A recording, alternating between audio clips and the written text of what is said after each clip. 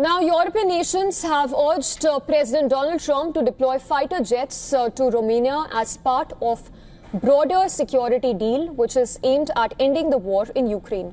The move comes after a high-stakes meeting at the White House this week between Trump, his Ukrainian counterpart, and a group of European leaders.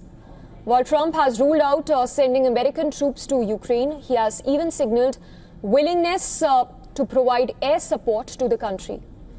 Senior military leaders from the US, UK, Germany, France, Finland and Italy are reportedly discussing the deployment of American F-35 fighter jets to an airbase in the country where NATO is building its largest European base.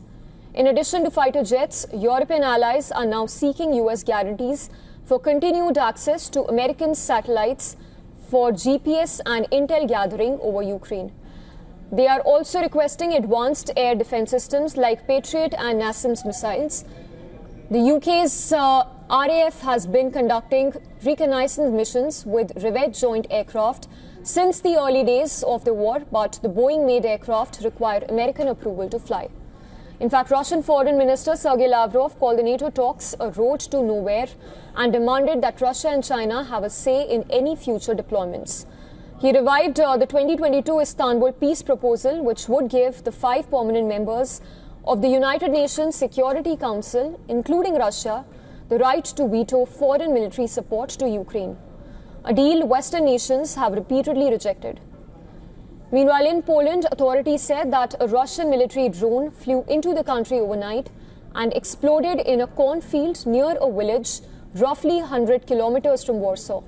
Calling it a clear provocation by Russia, Poland has issued a formal diplomatic protest on the same as well. Once again, we are dealing with a provocation by the Russian Federation with a Russian drone.